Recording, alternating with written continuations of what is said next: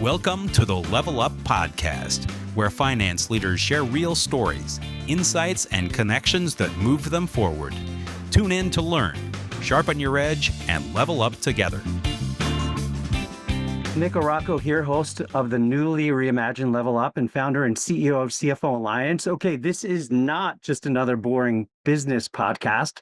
Level Up is where the most forward-thinking leaders in finance from the CFO Alliance community and beyond come to share what it really takes to lead in today's unpredictable world. Each episode, I have the opportunity to sit down with CFOs, with finance executives, with business and industry innovators and leaders who are redefining what leadership looks like by stepping up, leaning in, and leveling up. These are not theory-driven interviews. They're raw, they're real, they're packed with insights you can use. Past guests of Level Up have included power players like Jennifer Usum of, I love the name of this company, I Heart EBITDA, right? Peter Nesbitt of Series X Capital, and visionaries like Ilana Esterich and Aaron Wilkins from Human IT. So if you're a finance leader, an innovator, a disruptor, someone navigating change, challenge, or opportunity, this is your podcast. So today I have my friend Sam Levy from Oracle NetSuite here with me. We're going to dive into Sam's own journey, what he's focused on, his insights and leadership vision in just a moment. I want to share with you, Level Up is proudly brought to you by Oracle NetSuite, the #1 cloud ERP, trusted by thousands of high-growth finance-led companies around the world, including over 1,500 CFO Alliance member enterprises. NetSuite gives CFOs and finance leaders real-time visibility, automation, and control across their financials, across operations and planning, so they can lead with confidence and scale with speed. Oracle has been a proud sponsor and longtime global partner to our community at the CFO Alliance, supporting our shared mission of empowering finance leaders to drive strategy, build resilient teams, and deliver next-level impact. So if you're serious about building a modern finance function that keeps pace with your business, NetSuite is your platform. Learn more at netsuite.com. So I get the pleasure of introducing you to my guest today and share with you a bit about his background. So here we go. Today on Level Up, I'm fired up to sit down with someone who's not just shaping the future of business, he's helping finance leaders own it.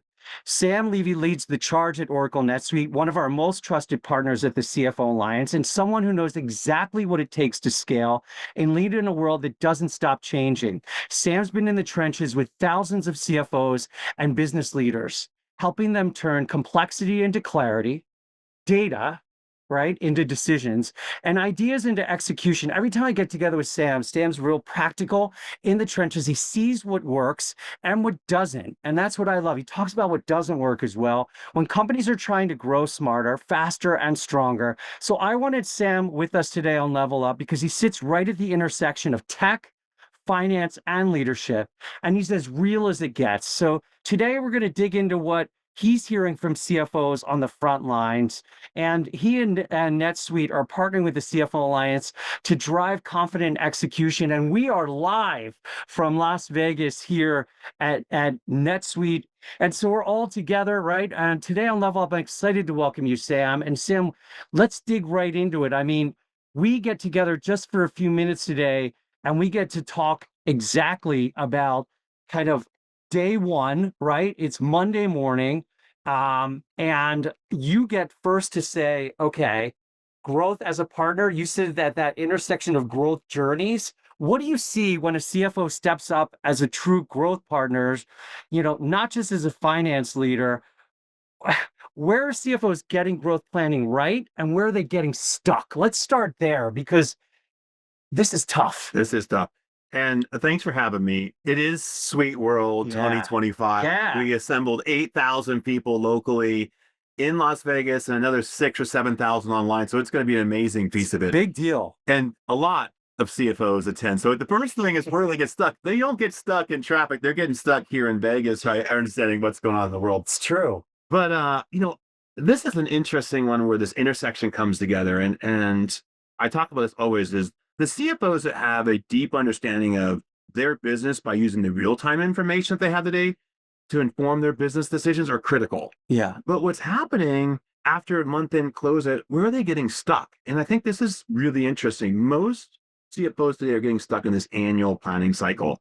And the last few years, and maybe it's the last few quarters, have shown us that to leverage all these rolling forecasts, that all these scenarios that are coming at us, it's difficult.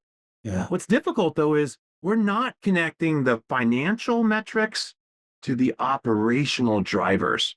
And that connection has become clearer. CFOs sit, I think right in the middle here. You've built operational models, and the most successful ones have built these operational models, and they understand that how do we connect it to headcount or capacity or to the investment outcomes? It's all about the ROI. Well, Sam, they want to. Their hearts and minds and their intentions are there, Mhm. right? You talked about it. Like they have every intention of wanting to be that source of truth and that source of confidence and that catalyst for confident decision making. But when you see a CFO step up as a true growth partner, not just as a finance leader, what do you see in them? And how does it change the outcome for a business? Like how do they do it? Yeah. Well, traditionally you think of a CFO by just merely reporting maybe the financial, what's happened. And I think the growth partner side of this equation, though, is the growth partners is how we shape what happens next. So you get results, and then you say, what are we doing next? And I think this is what changes in the scenarios they bring today. They don't just bring a forecast anymore. The most successful CFOs are pivoting and they're saying, we got to bring scenarios about the business. It requires that deeper understanding of the business. And I say, how does that walk in? And there's certainly different paths. It's, here's the investment profile of our company. Yeah. And that's one thing. What is the risk that we're willing to take? And then maybe the last one, what needs to be true to make it happen? And that changes, I think, the conversation is, can we afford it versus do we have the right people doing the right things? What decisions do we want to make differently? So the traditional CFO being operational minded was a backseat to the financial metrics. Yeah. Today, it becomes the operational mindset and the business partner of saying, how do we plan this together for the business? And the CFO working with other business leaders. So the mere thing is, we're going to make better decisions faster. Yeah. That's the problem. That's a lot of pressure though, Sam. I mean, the weight of both responsibility and opportunity has increased, but they're not getting more hours in the day, right? No one's giving them that. How do we help them, Sam? I mean, we feel it at the intersection of this pressure at the CFO Alliance. They're leaning into this, seeking out greater assistance from you and the team at NetSuite. Help make this easier. What can we do? What is NetSuite trying to do to help them? Well, this is interesting because you've seen all these cycles go on, and the dropping from months to weeks now to make a plan and revise a plan. I think that's very painful. It is. Every CFO sits down and says, we got the amazing business model and plan for this year, and then boom, something happened. And then you're like, what do we do next? And I think the most successful CFOs are changing into understanding the growth levers in their business and really asking the tough questions. Yes. It's hard because sometimes before, if you were in the finance office, you were not meant to ask those difficult questions. And are we making the right business model decisions, et cetera? And I think the organizations that have it working well is the CFO becomes intrinsic now to the COO, the CRO, the CEO about questioning decisions of what are our levers to pull. Yeah. And so that's the first thing, is that theoretical is not theory anymore. It's reality. Yeah. It's transforming that line of business where the strategic partnership of the CFO is coming right to the forefront. So, Sam, I think it's really interesting. That means that you and the NetSuite team come in and you must be thinking about one conversation that you're having with the CFO that they should be having with their CEO right now about 2026 planning or even 2025 performance.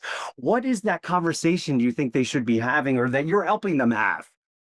I haven't, because I've had it so many times internally from a big company aspect of it, but I think this is what's happening. Yeah.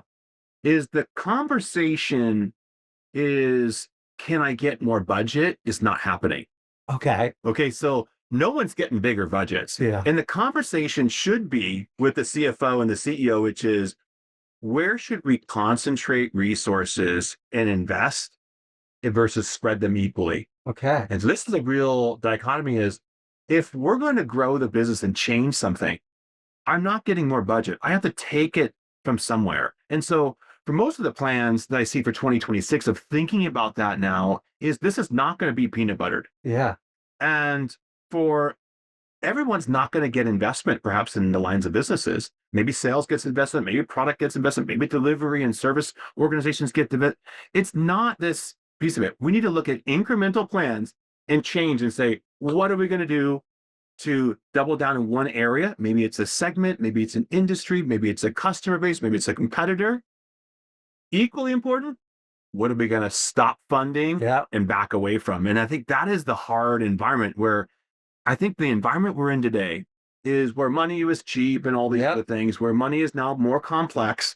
You can't afford for these business models to be everywhere. Yeah. You need to win somewhere and you win to win more in the areas that you want to win. So you're saying, okay, well, let's help them green light where they should green light, right? But let's help them make sure they're doing it with the right approach, with the right mindset, with the right data and information and the right communication skill as well. But then you've opened the door to me. How do we help them avoid the hype? Because right now I can't walk into a CFO Alliance conversation without tech, data, and AI, without hype being part of the conversation, right? So you've got to take me there, right? We have to talk about AI and automation, and you have to help me cut through some of the noise and some of the hype. We've done this before. You met with our global advisory board in Scottsdale in June, and you pulled up a chair in front of 65 CFOs across industries, and you said, let's have at it. Let's talk on the record, off the record about all of this. And this goes to some of that green lighting of where is growth going to be? Where are we going to get out in front of the competition? Where is the rapid advancement of technology and automation disrupting our industry, our business? And where are we going to invest? And where are the right decisions going to be? So let's talk a little bit. Where are you seeing CFOs actually able to, let's lean into AI, right? Let's go right there. Well, it's right at it. It's right at it. What are CFOs actually doing with these tools that's moving the needle versus just experimenting right now? Well, I think this is a good one is there's a big gap from what experiences and experimenting looks like versus the impact right now that's having in certain businesses. And everyone's experimenting. Yeah. And some are getting value. And so that scratches your head of what's working, right? It's like, I don't want to go create a new AI model. If you could tell me what's working, make my job a little easier. Yeah. Tell me what's working. So the first off, I talked about this all the time is what's working is that, it goes down to collections and cash management. Yeah. I mean, that's a simple one where I think about, could automation be a driver here? Because AI should be able to prioritize some of your collection activities. It should look at all of your data and it should say based on their payment probability or perhaps, how much outreach do I want to do? Do I want to do it daily, weekly, semi, monthly? It's kind of and then put it in cash. Yeah. So these are some of the basic ones I talk about starting at the entry point. Cash collections is like number one that comes to mind. And if it reduces your DSO, you're kind of in, Great. Yeah, my DSO goes down, I get cash faster. Yeah. The second one though, we talk about this all the time. I think this is one that's going to continually evolve quicker is the close process. Okay. Because everyone goes through it. It's not just reconciliations. It's the manual reconciliations. It's the redundancy of it we have to do it. But the exception handling, the anomaly detection, the variance, maybe it's the variance analysis and the variance narratives that happens with that is what happened, but explain it to me. Yeah. And using AI to do that. So that's another big one where people are shaving off days, if not weeks now in their close cycle by using that from the close and continuous close. I call it a continuous close is I want you to get to the continuous close. The third though, think about this. If we're not getting more budgets, we got to look at where we're spending. Okay. And the first when it comes to spend is that procurement intelligence is really the third leg of it is, wow, what's going on there? So the AI to look at patterns of what we're spending. It's like flag perhaps duplicate vendors or a new vendor being entered versus a strategic vendor. Can you negotiate some better terms? Yeah. Perhaps. In real time. You should be able to, right? It should be presented to you.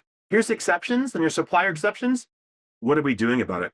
And so, that is something that come to mind. But what doesn't work, I think, is just dumping AI at all the bunch of bad processes and hoping that it just gets better. And if your month end is really chaotic, because you have poor account structures, or you don't have controls, or you don't have the workflow discipline, AI is not going to fix that. Yeah. Right? It's going to highlight some of your bad behavior and continue down the bad behavior. So the CFOs that are winning in this piece of it, they get very targeted. They don't try to boil the ocean because it's very easy in this world of like, let's do everything. Yeah. They're picking one or two high value areas and high volume processes and getting it right. Because that will show you the first big step of comfort in that area. Sam, do you have any advice for our finance leaders in mass here in the CFO Alliance that have to take 2 or 3 steps to get their data house in order? Mhm. I mean, that has really been a key obstacle to even getting a level of comfort that we can even get beyond an initial experimentation because our data house is just a mess. Do you have any suggestions? I mean, how many times have your team seen this where we're like, we are ready, you are not? Yeah. Right? Well, let me be direct. This is one that shows up where we get it from a new customer coming to NetSuite. Most companies think their data is better than it actually is. It's usually the consultant that says, bad the data is when we imported it, and we're looking at this one. So that's the moment that you try to look at it and you're like, wait a second, we got to clean that up. And so one, I think, your data, sometimes you think is better than it is. You got to look at that first. The first one is you got to audit your master data. And master data, think of master data. It's not fun to do, but customer, vendors, products or SKUs, employee, the chart of accounts. How clean is it? And this is where I get back to is how consistent can I trust it? And if you can't trust it, you can't automate it. And that's the thing. If we think about collections, if you don't trust your customer data, your address, your contact information, how you can automate it? Yeah, how can you possibly move that forward? Right. It's obvious of, well, if I'm saying it to the person that isn't going to pay me or just deletes the message in a dunning process, forget it. Now, the second one is if you can understand and audit your master data. The second is always, I think it's like the racy piece of it, of who is responsible and accountable or consultative or informed. And this is a big one, is establish some type of data ownership and ultimately who's going to be accountable for it. Because once you clean it up, how did it get bad again? Or what didn't? Yeah, so we don't end up back where we started, right? It's critical though, but you think about for revenue, expenses, you think about headcount, the SKUs, it's the same piece of it. And sometimes you get it all clean and then no one's accountable for it. And we're seeing more and more business process of who's going to be accountable for it. That's really interesting to say the who, right? Because we tend to focus on the why or the how we got there. But then if we skip that who, that's a big deal. Well, it's not who, is it the CFO they're accountable? Yeah. Well, they can't own it. You need someone on their team that owns it day in and day out. It's kind of that important because define what good looks like. You got to own it. Yeah. And you got to own it every day kind of piece of it. This is another one that I think about when you think about data governance and the value comes in here is the third is just build some operational metrics that are really important. And it's maybe not 5 or 10 dashboards that pull from different systems with different definitions, because that's the bigger problem of these operational metrics is whose spreadsheet are you going to use? I don't want to do your ad of the spreadsheet, but you're going to look at the single source of truth. And so can you build one source of truth? I call it the experiment of the platform, but putting it all in one system so that we can look at the same sets of data. I mean, how often is we're looking at different definitions and different reports and you're like, well, where are you getting that data? Yeah. We stop that conversation. So one system, one number, this is true for our NetSuite customers is they're usually all on NetSuite, which is great. And it gives the ERP gives the backbone to one system, one platform. It's a we instead of a yours, mine, his, hers, theirs. Maybe it eliminates some of that tension. Well, it does, I think, to some extent, because you can't hide from it. Yeah. And then it's the question of, if I look to automate it, well, then I have at least some data that I trust and the operational data that will report on, the outcomes of it. It makes sense. Yeah. So what's one mistake you see companies make in tech adoption? Let's assume they're there, that sets them back instead of moving them forward beyond what we've already discussed. What's another issue? Let's assume they get there. Yeah. Right. They've done all of this and then fast forward. Another mistake made. This is like my kids going to a candy store. Yeah. To some extent, I'll give you an analogy here. We walk into a candy store and there's just drums filled with candy. And what they want to do is like, here's a bag and you can have, a half a pound of candy. They walk in and they fill a half a pound and they keep adding to it to get to a pound. I'm like, no. it's a half a pound. So in my analogies, you have to stop somewhere. And if stopping is adopting tools is great, you need to retire some. So my kids, if you want to swap some things out, great, but you only have a half pound in the sack, right? That's all you can get. And so this is what I see constantly. Everyone wants, well, give me a new BI tool. Give me a new close tool. Give me a new planning tool. But what they forget is when they get the new tool and they roll it out, and if they can get it to roll it out, you have to retire. Sunset one. That's right. Yeah. And you got to get rid of those manual spreadsheets, and then you can move forward of what happens. And I think this is where I think salespeople do a really good job of creating hype around certain features that wow and open your imagination. And then you look at it and you're like, I have a tech stack that looks like a junk jar. Frankenstein too. Or yeah. And it's just discombobulated system. And well, how are you going to maintain all the systems? The data now becomes fragmented again. Your costs go up and not down. And the whole idea was, I got to do more with less. Yeah. And so I have all this piece of it. So if you're not retiring something at some point, and this tool didn't return the ROI, well, then you got a big problem, right? You have to, that discipline is missing. And so when you adopt something new, decommission an old way, sunset that old spreadsheet, take that old junk drawer, be okay to get rid of it. Yeah. I think that's the piece of, you take away the crutch, you're going to be there. And I think, this is where CFOs are driving the right tech adoption, I believe, and the transformation projects, but they know it's not just a software project. This is going to be a transformation for us, and we have to be able to pull back. I'm glad you give the CFOs credit there and the finance teams and the function credit there for being maybe their mind and hearts are in the right place, because they've consistently looked for efficiency and effectiveness at the same time. They're realistic, right? Maybe they will compress. Maybe they'll look for that. So I go for a question. You've been through cycles, Sam. I'm not going to talk about your age and your experience level, but this isn't your first rodeo. You're not getting younger. I know you're not getting younger. So you've seen this. I'm going to play a little bit of futurist for you too. The future of finance leadership. I want you to project out a little bit. Where are CFOs underestimating disruption that's coming? We're living through a great volatility and uncertainty, but let's talk about disruption that's coming, whether it's tech, capital markets, or talent. Where do you think we as a community or as a group are underestimating some of the disruption that's coming? This is interesting because the capital markets, holy smokes, of that change is, everything. And I think what happens when capital stakes, it stays expensive for quite some time. And it might be selected for the next bit of time in the future. It might be the next 3 to 5 years where capital is expensive. And that's what I say is you're not getting more budget. That's the one piece of it. Yeah. And so if you're a CFO that has built your career for the last decade or longer, and where capital was maybe abundant and cheap, it's a different mindset today. And where you need, if you need to grow and you need to raise equity, you need the flexibility of saying, what am I going to do? If you had cheap debt, well, that world is over. We maybe have missed that. Yeah. And so there's this new piece of it is, what does it mean? And so the growth has to be self-funded. Yeah. I talked about the budget's not increasing. And so you can't lose money, perhaps your old way, and scale and hope you get the next round is going to be there to safety, the safety blanket. No way. Yeah. I mean, that's done. So unit economics are kind of the nice to haves. That they're kind of survival. Cash is the strategy today.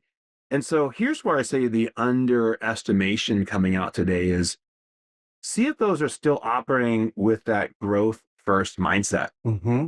And when they should be operating is more of that capital efficiency. Okay. So I'm not going to get more cash or more growth piece of it for funding. I've got to do the capital efficiency mindset. And they're still allocating resources like they have a big balance sheet and a big budget. Yeah. And so guess what? They need to be ruthless now about prioritizing ROI. Yeah. So if I'm going to buy a new tool, I'm going to change some of the levers in that disruption in my business, I have to pull something back. I can fund, but I have to pull back. And so this disruption, I think, is kind of where most finance organizations today, they're not built to operate in this capital constrained environment. And that's a head scratcher for a lot of us that have been around for a couple of decades doing the jobs. It's also a head scratcher for those that are first time in the seat. Sam, we have seen a rapid influx of first-time CFOs in these new to these seats. They haven't seen this kind of cycle either. And therefore, the idea of greenlighting in this environment is very different for them. So we got to help them out, Sam. We have That means relationship with go-to-market leaders like you and NetSuite may change in the way that the dialogue that they're having with you is different than it was. Oh, it's definitely changing. And I think this is where, if you haven't been in the seat for a while, you want to be the new CFO that comes in and says, we don't have the systems to measure payback at that granular level that we need. And maybe they look at it and they say, we don't have the discipline to kill underperforming initiatives because we're going to hurt a lot of feelings and change the operating model. And that is the decision that we're going to have to be faced with now, is changing these operating models. And that will be driven by the CFO. Yeah. And so the financial metrics are one, but I go back to that operating model is, CFOs that, aren't thinking about this piece of it are going to get disrupted the hard way. Yeah. But I think you have to. It's in your... It's in the DNA. It's the chief reality officer DNA, which is why we all went there. But maybe now it's turned up a notch. The volume on it is. Right. The responsibility is. The opportunity is. But you got to be ready for it. You have to, because this is what's changing for the future. Yeah. So what does that lend to in terms of one capability CFOs must really need to build then? Think about it from a skill standpoint. Where should they be doubling down in terms of a muscle memory that they may have that they haven't had to use, or even an own kind of, think about it. I gotta flex something in me that I wasn't using before. What is it? Yeah. This is that, I would say, operational fluency, to be a fancy term. All right. But if you think about the operations side of it versus the financial metrics, the operational modeling, and this is where finance has to move from being a function that was measuring the business to a function that understands how the business runs. Okay. And then the levers that we can pull. And so you're going to be that guiding agent out to the other officers in the company. A CFO, I think, is like, how does that look in my business? You have to understand not just sales productivity is down, but why?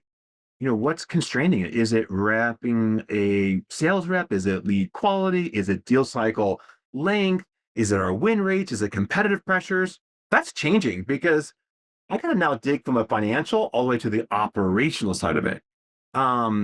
If you don't understand, some of that basic piece of it, I think you're going to be challenged. So Sam, we're here at Sweet World, and you're going to get asked this question like today, tomorrow, throughout the remainder that we're here. What's one bold move before the end of the year that finance leaders can set themselves and their team up for success in 26? What would you tell them to do right now? Wow, this is kind of the big piece of it. I think if they can do anything is build systems that connect, the operational metrics to the financial outcomes. This is big. So you're going to do that, though. You have to be doing it with AI. Yeah. And I think as AI is just going to be that productivity level, I may not get more people. Yeah. But I need tooling to help me do what one person could do. Maybe that AI tooling or AI capability is going to allow me to do one person's job can do the whole work of the whole team. Yeah. And we're seeing that within customer success. Yeah. We're seeing that within one financial analyst might be able to do the work of a whole team with better insights and exceptions. So that is kind of a big one. The bold move, though, is, like I said, this is build that real operating model. In summary, if you're not building the real operating model, not just the financial model, this is the multiplier piece of it. Yeah. This is where I think most CFOs have the P&L. Yeah. They have all their responsibility. Down pat. That's it. Right. You got to build the model that does both now, and that connects your growth ambitions, the levers, right, with that piece of it. Awesome. Sam, for our listeners, what's the best way for people to learn more about you and connect with you? What do you prefer? There's two ways to do that. Yeah. One, I love events because this is the way that we get to interact and realize things. Just that networking piece of it, Nick, is great. And the other way is I love the forums online, right? Awesome. LinkedIn is a great way to explore and just get connected that way. Awesome. So whether you do it digitally or in person events are the way to go. Awesome. So we're going to be publishing so much from Sweet World here in Las Vegas this week, Sam. This is why we do Level Up podcasts, to hear directly from leaders like Sam about what's really happening in growth and finance leadership and how to get ready for what's next. Listeners, if you enjoyed hearing from Sam, thank you today for joining us. Sam, thank you and your team for putting together what will be an amazing time here in Las Vegas at Sweet World.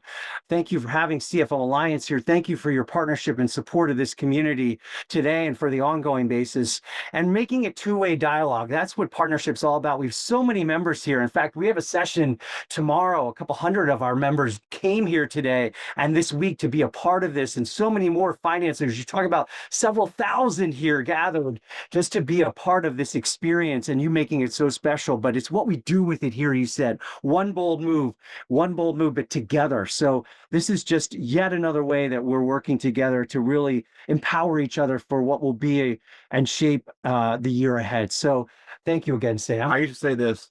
My mom always told me this. What stays in Vegas or what goes on in Vegas is in Vegas. This is nice. What goes on in Vegas, you take and share, and homeworks we take back with. We're taking it, Sam, and we're going to do more of this together. So, listeners, if you enjoyed hearing from Sam, connect with him. Once again, meet him at events, meet the Oracle NetSuite team with us through this partnership and beyond. They are here, they are there, and they're taking us everywhere with them in 2026 and beyond. Listeners, if you have a guest that you'd like to recommend or want to be a guest on Level Up, connect with me and the team. And more importantly, subscribe to Level Up. And once again, look for us, listen to us, and most importantly, stay well, stay connected, and level up. Thank you again. Thank you for tuning in to the Level Up podcast. Subscribe so you don't miss the next episode. More stories, insights, and connections to help you level up.